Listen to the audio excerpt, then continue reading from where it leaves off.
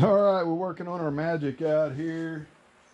You know, we've been trying to get a genie to come in and do stuff for us. Let's see here. Presto, changeo. Oh, it's further apart. Oh no. What's going on, guys? Welcome back to another video. And it's been a while since we've worked on the old 35 Chevy. We've been driving it, working through little stuff on here. I mean, we built this car from nothing, pulled it out of the field, and boy, it's come a really long ways. But I haven't been able to put the hood on it because, well, when I built the car, I just bolted her all together, and the grill shell was like 1.5 inches too far forward in the car. I know you wouldn't think you could do that with just lining up bolt holes and everything, but somehow we managed to get it way out of kilter. So I've been working. I did change out, I had some ugly rods in. So I did change out these nasty looking, I mean, just something to space this out and hold it in place. Change them out, put the proper street rodish style stainless steel with these fancy little ends on there. Look at that transition going in there. Yeah, they're okay. They are very adjustable. Got them through Speedway, which, you know, Speedway sells a ton of parts there, but I knew that I was going to have an easy way to adjust this to be able to make this grill shell work out, and we've moved it back a long ways. The issue was I had the cooling fan mounted to the inside of the radiators because I thought, man, I'm going to end up putting an AC condenser in this thing. I'm going to need access to the front. I mounted the radiator as close that way as I could so I would have room for an AC condenser. Well, I'm changing plans, right? You got to be able to pivot when you're doing this stuff, and that's where we're at today. So we're going to start off by reconnecting our electrical. We got to flip the connection so that this fan will push through the radiator. It was set up to pull through before. We get that done, and then the car has no turn signals on it. Park lights work and everything, but just no blinky blinky when we flip the turn signal on. So you got that going for you. So I did take time and I built this little piece that sits back here. Actually started out with 1-inch thick piece of aluminum, kind of a billet, and yeah, a whole bunch of whittling with our bandsaw and grinding and drilling holes. And we've got a spot that will stop the hood, and I think that where it stops will establish our gap at the back of the hood. The front of it, we've got to build a little flat plate that bolts in here and kind of sticks out with a stud of some kind to hold the front of the hood in the center. I don't know how it's supposed to look. Every time I see one of these cars at a car show, I'll take pictures of the hood and the mounting system on it, and it just looks super simple. And then I come home and I'm puzzled slightly on exactly what I've got to do to make that work. So let's go look at the hood, and you can see what we're talking about there. So you see, you just have this hinge in the middle of the hood. There's supposed to be a stud, I believe, that goes into this. I'm not sure if there's a bar that goes all the way connecting front to back to keep it from moving around, but that may be what we end up with on our car. And then the very back has got this crazy little poking out section of the hinge there. That's what goes in to center that hood up for us. Now, you look at the hood and it's all painted up, right? Looks good. Well, I use this panel just to kind of test colors, combinations, and I really wanted to see these louvers painted with a little outline of our red, white, and blue theme. Looks cool. This is actually not the color of the car though. This is just I think it's a Ford color on newer cars. I was just experimenting, seeing what color combination looked really good for this ride. So we're going to end up fitting this looking like it does. So simple enough. I just had these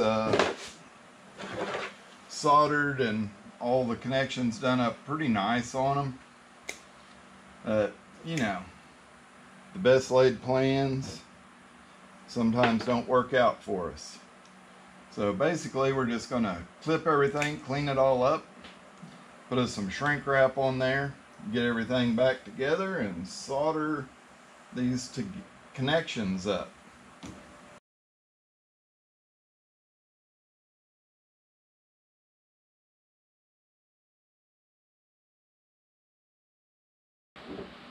Just take them wires and get them smashed together, twist it up so maybe they'll stay. I don't know, there's a million different ways to do this. Butt connectors are a pretty fast way, guys. I just think maybe I'm going to solder them up here, trying to get them to go together and kind of stay.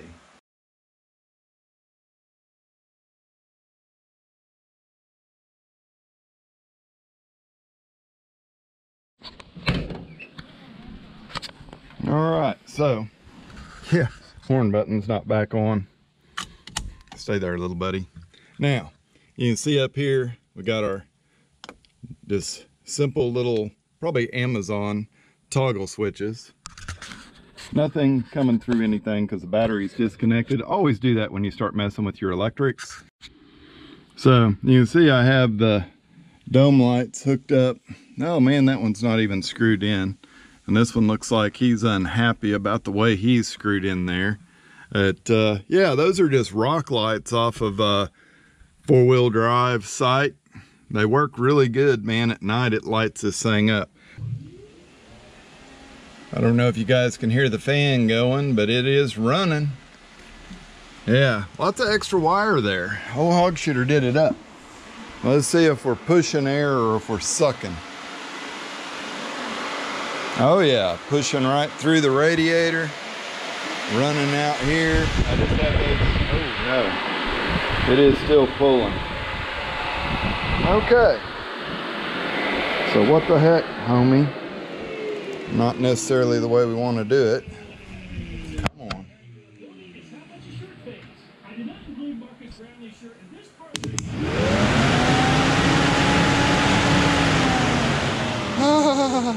Okay, so apparently I had it hooked up backwards before. All right, let's get scientific with it. Flame there. Oh yeah, sucks the fire right out of the lighter. Must be good.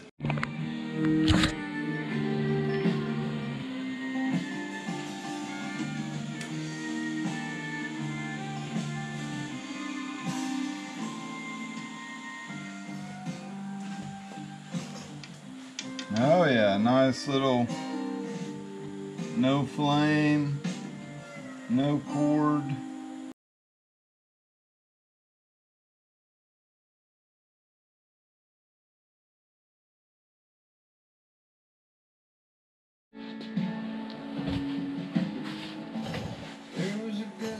Yep.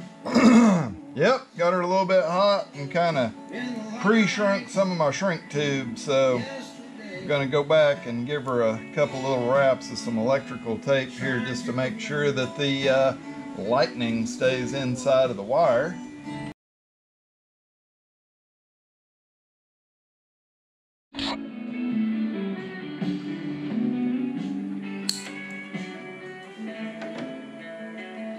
Millions of zip ties have been sacrificed throughout the wiring project on the 1935 Chevy two-door sedan, and we just continue to clip them apart, looking for why our LED turn signals don't flashy on the turny side of things. So got our handy power probe kit here from yeah, probably O'Reilly's or Walmart, something like that. Looks like we got enough voltage to do something. I want to verify that if I ground to the frame, touch the little supposed to be the power light for the turn signal with 12 volts right here, that it does something. I've measured voltage. I see 8 volts going through the wire to it. I would think that would be plenty of voltage for an LED lamp. I don't know. I'm not an electrician. This is just kind of, yeah, put power to it, see if the component works first. All these lights are grounded right down here. So we're going to hook that there. We're going to hook our ground up, oh, I thought, to the battery. She's a little bit of a stretch for that. Okay, we got it. We'll take our test light and hook it on there and then hook that to the test light. Yeah.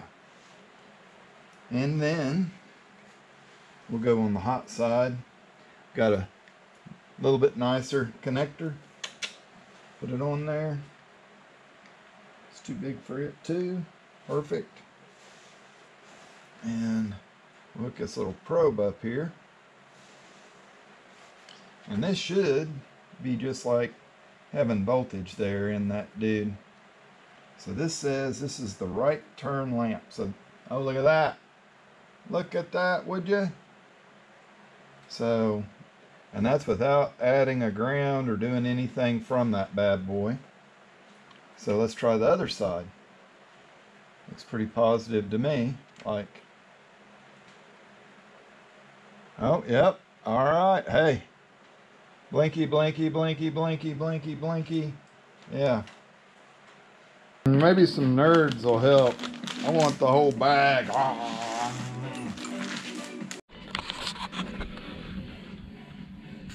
Alright, you guys see anything that looks weird back in here? Yeah, I'm not sure. Ooh, that light's bad for you guys, isn't it? There, try that. Maybe better. So what we got is just keep going, checking our voltages further and further down the line. And now I'm looking for voltage coming through the steering column. I think it's either a light blue or the dark blue wire should have voltage there. All right, so there it is. It's only 8 volts here. So I wonder, that looks like it might be pushed out a little bit. Yeah, I don't know. All right, we found our culprit there. I wonder, can I check the other side? Holy crap, it's tight in here. Yeah, so I'm gonna work around and I may just unplug this and check it. Like you can see, 8 volts. Yeah, and it's 12 at the fuse over in the fuse block, 12 inside of the flasher.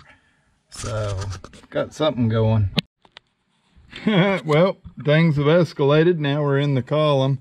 This little fella, just like the rod came off of the dimmer side of it, and then it wouldn't let it shift directions. So everything moves freely in here. I had to pull the lock plate off and all the good stuff you get to do when you work on a tilt column. So, all right, peeps, there you go. That's something you guys, I don't think I've ever showed it on YouTube, is like the hood on the car. This has been the #1 voted thing that needed to happen, was get a daggum hood on the car. It looks too much like a hot rod right now. So we're wanting to elevate the 35. I don't know. So I haven't put the hood on it because, well, #1, I don't have any of the hardware. Like, there's stuff to hold the hood at the front and the back. I've taken a lot of pictures at car shows. It looks pretty simple, but then when you start building it, it's kind of a pain.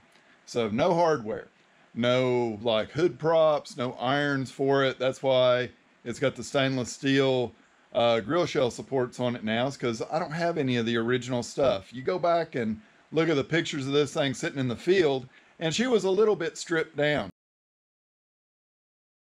So, #2 is, well, I've set the hood on it and it don't fit, okay? It's like way off, and these hoods that have all the hinges all around are confusing as crap as what you need to do.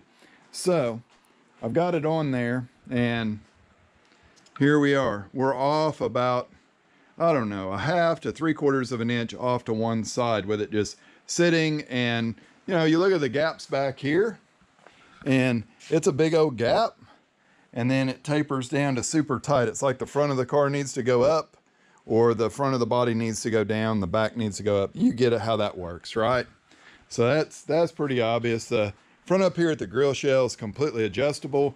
I'm not super worried about that other than the right and left tilt of everything. This side's a little bit worse, but if we shift the front over that way, that's gonna close this gap up, open the gap up on the other side. And back here, she's really tight, and it's also really tight here. So you can see, like by moving the front over, all of that would shift around, and I think it would fix all of our gaps.